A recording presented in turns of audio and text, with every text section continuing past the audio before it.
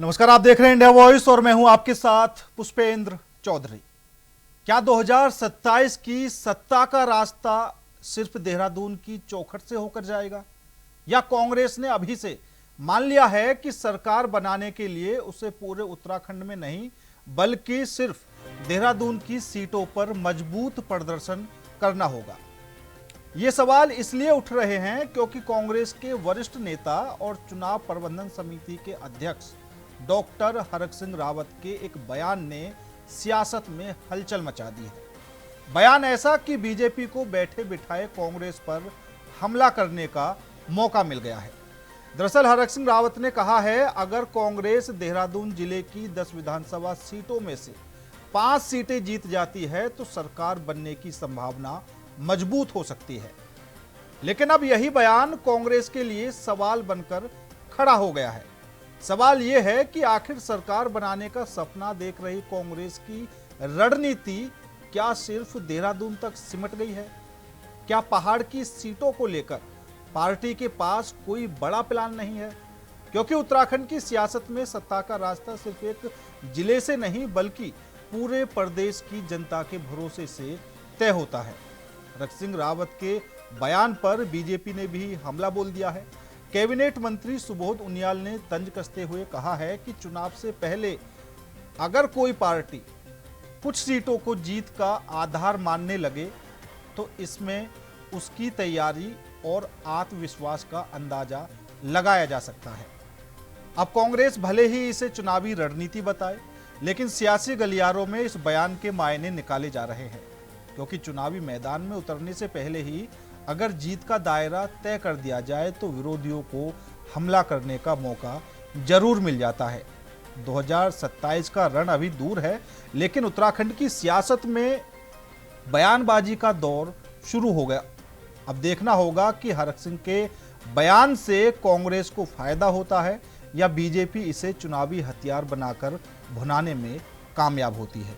क्या कुछ बयानबाजी चल रही है, वो आपको सुनाते हैं।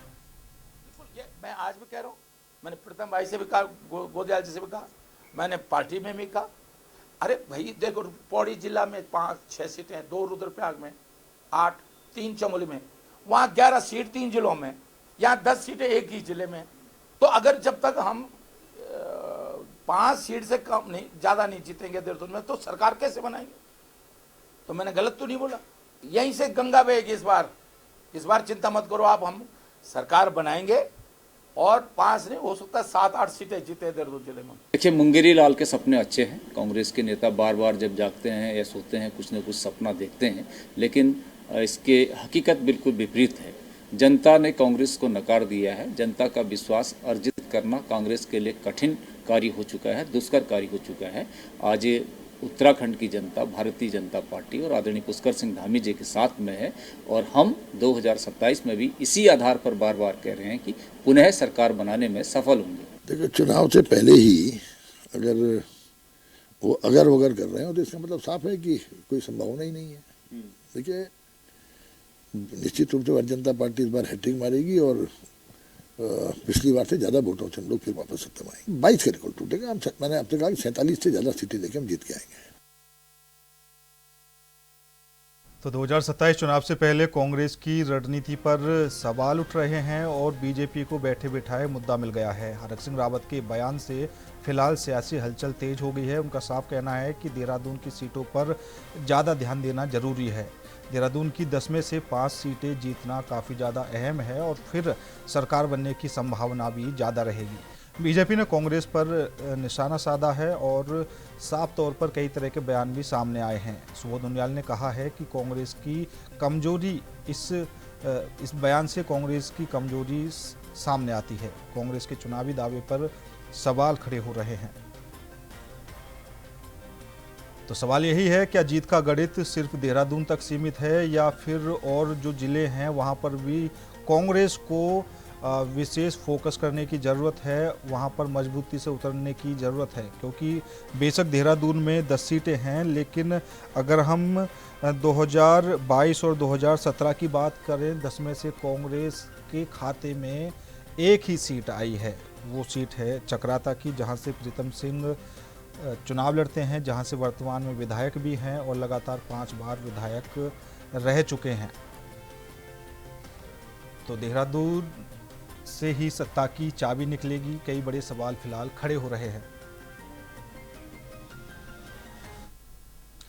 तो आज इस मुद्दे पर करेंगे चर्चा। चर्चा में शामिल होने के लिए हमारे साथ भारतीय जनता पार्टी से डॉक्टर प्रभा बदोनी जी और कांग्रेस से गरिमा दसोनी जी जुड़ चुकी हैं। दोनों ही मेहमानों का बहुत बहुत स्वागत है। सबसे पहले गरिमा जी आपके पास से आना चाहूंगा, क्योंकि इस बयान को गलत भी नहीं कह सकते, क्योंकि उनका भी जो कहना है वो भी ठीक है। देहरादून में 10 सीटें हैं और पिछले 2 चुनावों की हम बात करें तो 1 सीट पर ही कांग्रेस को जीत मिलती हुई नजर आ रही है। हालांकि सवाल ये भी उठ रहे हैं कि क्या देहरादून के अलावा और जिले भी हैं, वहां कांग्रेस को फोकस करने की जरूरत नहीं है? नहीं, आपने कहा एक ही सीट में जीत मिलती हुई नजर आ रही है, ये स्टेटमेंट गलत है। जीत तो बहुत सीटों मैंने पर ये नहीं कहा, मिलती हुई मैंने ये नहीं नजर आ कहा रही है। कि एक ही सीट पर जीत मिलती हुई नजर आ रही है। मैंने पिछले 2 चुनावों की बात की है।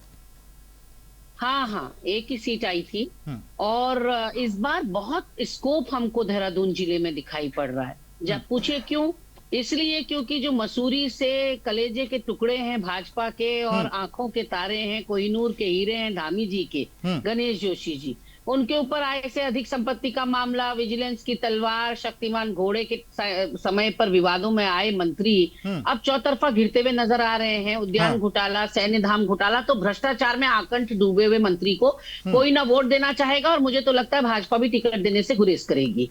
वहीं आप देख लीजिए कि सहसपुर से सहदेव सिंह पुंडीर जो 16-16 करोड़ के ठेके जो हैं अपनी विधानसभा में प्रदेश अध्यक्ष महिला मोर्चा के पति को दिलवा दे रहे हैं। मतलब केवल ये तो नंदा की चौकी की का जो ठेका है ये तो बानगी भर है, ऐसे 4-5 ठेके दिलवा रखे हैं। और कैसे जनता उनके घर में उनके निवास पर पहुंच गई सहदेव पुंडीर के, वो आपने खुद देखा। तो कुछ उनका झुकाव ज्यादा ही है भ्रष्टाचार की तरफ और अपनी जनता की मतलब सुध नहीं लेते। तो हमें सहसपुर में संभावनाएं दिख रही है, बहुत सारी सीट्स हैं। विकासनगर में हमें संभावनाएं दिख रही है, क्योंकि मुन्ना सिंह चौहान, कितने विरोधी स्वर मुन्ना सिंह चौहान के हो रहे हैं। क्या क्या वो सरकार और धामी जी के लिए कह रहे हैं वो आपसे छुपा हुआ नहीं है। तो हमको विकासनगर में भी दिखाई पड़ रहा है मुन्ना सिंह चौहान का टिकट कटते हुए दिख रहा है। और तो और बताइए। नहीं, तो बिल्कुल गरिमा जी ये फिलहाल जो वर्तमान की स्थिति है आप उस पर बात कर रही हैं, लेकिन आखिर कांग्रेस इन 9 सीटों पर कमजोर कैसे हुई? क्योंकि चक्राता की बात करें तो 2002 से अब तक कांग्रेस वहां कभी चुनाव नहीं हारी। नहीं, 2002 नहीं, 1952 के बाद कभी नहीं हारे हम। पहले 7-8 बार के विधायक चक्राता में माननीय प्रीतम सिंह जी के पिताजी गुलाब सिंह जी थे और उसके बाद से लगातार माननीय प्रीतम सिंह जी हैं, वो भी 8 बार के विधायक हैं। प्रीतम सिंह जी उत्तर प्रदेश के टाइम से चले आ रहे, तो हम कभी हारे ही नहीं चक्राता सीट, तो वो अलग बात है। लेकिन हाँ, मैं महसूस करती हूँ इस बात को कि कुछ हमारी कमजोरियां रही होंगी, संगठनात्मक तौर पर कमजोरियां रही होंगी, कुछ कैंडिडेट चुनाव में गलतियां रही होंगी कि सही कैंडिडेट हमने नहीं चुने होंगे, कुछ हम अपनी नीतियों को जनता तक नहीं पहुंचा पाए। नीतियां कभी गलत नहीं होती, क्योंकि कांग्रेस एक विचारधारा और नीति पर चलने वाली पार्टी है, वो कभी गलत नहीं होते। लेकिन कार्यकर्ता की तरफ से हो सकता है जो अंतिम छोर के व्यक्ति तक, वो जैसे मैनिफेस्टो की बात मैं आपको बताऊं, हमारा मैनिफेस्टो आया, मैनिफेस्टो में बेरोजगारों के लिए भत्ता था, महिलाओं के लिए 500 रुपए का सिलेंडर था, बहुत सारी चीजें थी। उस बात को हम नहीं पहुंचा पाए जन जन तक। तो कुल मिलाकर शिक्षकों के लिए जो हमारा विजन था, महिलाओं की सुरक्षा के लिए जो विजन था, आंगनबाड़ी आशा कार्यकर्ताओं के लिए जो विजन था, उसको हम पहुंचा नहीं पाए। तो मैं मानती हूं इस बात पे कि जो 9 सीट और बाकी जिलों की बात आपने कही, तो हमारा हरिद्वार में अच्छा प्रदर्शन रहा है। ऑलमोस्ट हम तो 50% सीट ले गए हैं, भाजपा वहां 2-3 सीटें ले गई है, बाकी बसपा और निर्दलीय आपने देखा खानपुर से उमेश कुमार हैं, फिर एक शहजाद हैं बसपा से, तो भाजपा तो शायद 3 सीटों पर सिमटी है। हमारे पास वहां 5-6 सीटें हैं हरिद्वार जनपद में। उधम सिंह नगर में हमने अच्छा परफॉर्म किया है, कुमाऊं मंडल में हमने अच्छा परफॉर्म किया है, द्वाराहाट का विधायक हमारा, अल्मोड़ा का विधायक हमारा, पिथौरागढ़ का विधायक हमारा, तो कुमाऊं मंडल में भी हमारा अच्छा प्रदर्शन रहा। तो जहां जहां आदमी वही तो फोकस करता है जहां प्रदर्शन अच्छा ना रहा हो। बिल्कुल गरिमा जी। और दूसरा सवाल ये भी है, आपने कहा कि जो हमारी रणनीति थी या फिर जो मैनिफेस्टो में हमारे वादे थे वो जमीनी स्तर तक नहीं पहुंच पाए, ये भी एक कारण हो सकता है। लेकिन चक्राता नहीं, आप फिर गलत समझ रहे हैं पुष्पेंद्र जी, क्या आप कर रहे हैं आप? वादे जमीनी तौर पर नहीं उतर पाए, नहीं बोला मैंने। जो मैनिफेस्टो में हमारी नीतियां हमने बनाई जिस वर्ग जिस समुदाय के लिए, हम उस तक पहुंचा नहीं पाए उस बात को, नीतियों को नहीं। हम आपको क्या क्या देंगे, सरकार बनाने के बाद कांग्रेस आपके लिए क्या करेगी, ये उन वर्गों तक हम नहीं पहुंचा पाए।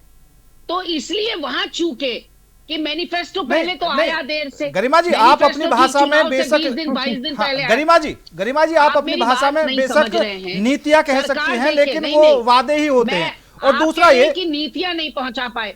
हाँ नहीं ठीक है, आपकी भाषा में नीतियां हो सकती है, लेकिन मैनिफेस्टो में हर पार्टी अपने वादे ही करती है। दूसरा ये, आप उन सीटों पर चलिए नहीं पहुंचा पाए, लेकिन चक्राता सीट पर क्या हमेशा नीतियां पहुंचती रही जो वहां पर कांग्रेस कभी कमजोर नहीं हुई? इस चीज पर भी तो ध्यान देना चाहिए। नहीं पुष्पेंद्र जी, आपका सवाल बहुत बढ़िया है और आज आप एक खास बिंदु को लेकर बैठे हैं जो मुझे बहुत पसंद आया। चक्राता में देखिए, हमेशा से प्रीतम सिंह जी जीतते हुए आ रहे हैं, तो उनके पास एक बहुत मजबूत टीम चक्राता में है। एक होता है कार्यकर्ताओं का मनोबल। जब आपको अपने परफॉर्मेंस का परिणाम मिलता है, जब आपको रिजल्ट मिलता है, तो आपका मनोबल, उसका मनोबल डबल हो जाता है जब आप परफॉर्म करते हैं। अब चक्राता के कार्यकर्ताओं के साथ यही है, वो चुनाव में एड़ी चोटी की मेहनत करते हैं माननीय प्रीतम सिंह जी के लिए, उनको रिजल्ट जनता देती है। दूसरी जगह कार्यकर्ता क्या हो रहा है, हतोत्साहित हो रहा है जीत ना मिलने की वजह से। ऐसा नहीं कि मेरा कार्यकर्ता मेहनत नहीं करता, अब ऐसा नहीं है कि पन्ना प्रमुख हर जगह नहीं है ना, भाजपा के पन्ना प्रमुख हर जगह हैं, लेकिन तेलंगाना हार जाते हैं, ये हिमाचल हार जाते हैं, ये कर्नाटक हार जाते हैं, ये केरल हार जाते हैं। तो ऐसा थोड़ी कि वहां पन्ना प्रमुख नहीं बनाए, मॉडल तो वही रहता है भाजपा का। लेकिन कई जगह कार्यकर्ता चूक जाता है, कई जगह संगठन चूक जाता है, कई जगह नीतियां चूक जाती हैं। तो अब किस लिए हारे, क्या हारे, इस बारे में हम लट बजाते रहे, आप पेड़ किस लिए गिने, आम खाने से मतलब है ना। तो इसलिए सीटें जीतने पर पूरा फोकस रहेगा। और इस अब की बार उम्मीद है कि देहरादून में 5 से ज्यादा ही सीटें कांग्रेस पालेगी। ठीक है डॉक्टर प्रभा जी, बिल्कुल उम्मीद। डॉक्टर प्रभा बदूनी जी, क्योंकि अब की बार कांग्रेस की तरफ से भी रणनीति काफी मजबूत है और साफ तौर पर जो बयानबाजी चल रही है उसमें भी हरक सिंह रावत जी ने साफ कर दिया कि अगर 5 से ज्यादा सीटें जीतते हैं तो सरकार बनने की संभावना पूरी रहेगी। गरिमा जी ने कई उदाहरण भी दिए कि यहाँ पर हो सकता है कि बीजेपी की तरफ से टिकट भी कट जाए। देखिए पुष्पेंद्र जी, सबसे पहले मैं आपको ये बताना चाहूंगी, कोई भी पार्टी अगर वो सरकार बनाना चाहती है तो वो केवल एक जिले को लेकर नहीं चल सकती, जो मैं मानती हूँ। हाँ, अगर किसी का व्यक्तिगत स्वार्थ है या जो व्यक्तिगत उस जिले का नेता है, विधायक है, वो अपने बारे में सोच सकता है। जबकि कांग्रेस में हमने देखा है कि हर व्यक्ति अपने को पार्टी से बड़ा मानता है, जो भी विधायक हो।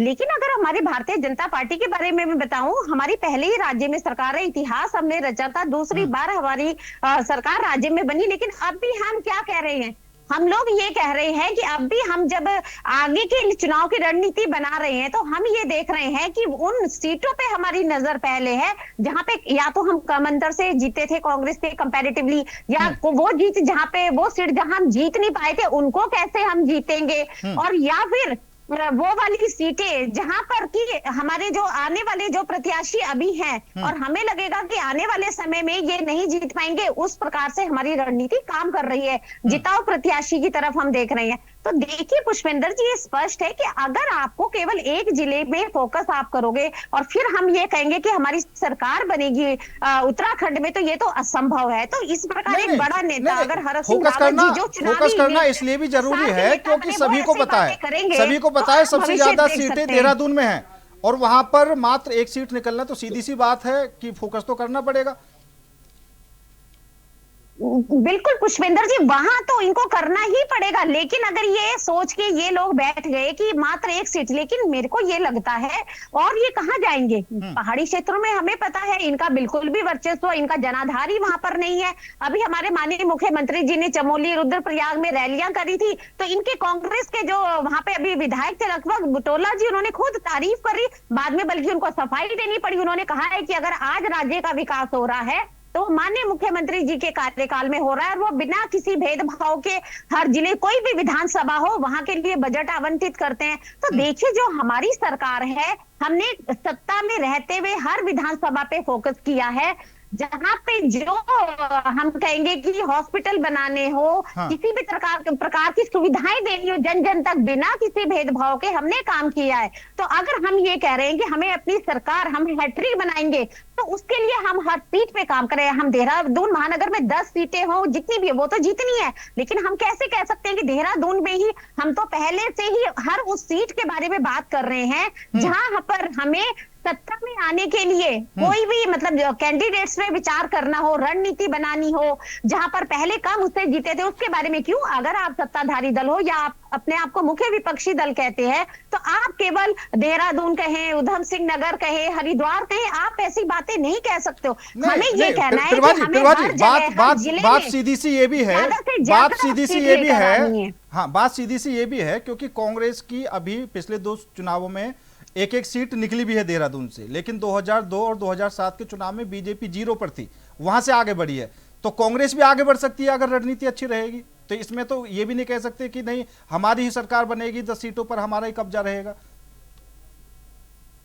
देखिए पुष्पेंद्र जी, हमने ये नहीं कहा है कि 10 सीटों पे रहेगी, हमने ये कहा है कि अगर हम हैट्रिक बनाने की तरफ बढ़ रहे हैं तो हमारी रणनीति केवल 10 सीटों तक ही सीमित कर नहीं रहेगी। जब हम 10 सीटों से आगे निकलेंगे, हम पूरे उत्तराखंड के परिप्रेक्ष्य में बात करेंगे, पहाड़ मैदान, चाहे वो जहां कहीं 10 सीटें, कहीं 11 है, कहीं 6 है, कहीं 3 है, हमें सबके साथ सब सीटों पर हमें जीतना है, तभी तो हम सरकार बनाएंगे। अगर देहरादून की कोई एक पार्टी 10 सीटें ले जाए और बाकी सारी 0 हो जाए, तो क्या वो सरकार बना पाएगी? ये 5 सीटों की बात कर रहे हैं हम, तो कह रहे हैं उत्तराखंड जैसे राज्य में 10 सीटें भी वैसे मायने रखती हैं। ले जाओगे जिस सरकार बना लोगे। हाँ नहीं ठीक बात है, उत्तराखंड जैसे राज्य में 10 सीटें भी मायने रखती है वैसे। प्रभा जी, गरिमा दसोनी जी, क्योंकि अभी आपने कई उदाहरण दिए कि बीजेपी की तरफ से कुछ ऐसे नेता हैं, आपने मुन्ना सिंह चौहान 1-2 नेताओं के नाम और गिनाए, लेकिन बीजेपी की तरफ से बताया गया कि जो रिपोर्ट कार्ड हमने जनता के बीच में जनता से लिया था उसमें सभी विधायक के काम ज्यादातर ठीक है, टिकट कटने की संभावना कम है।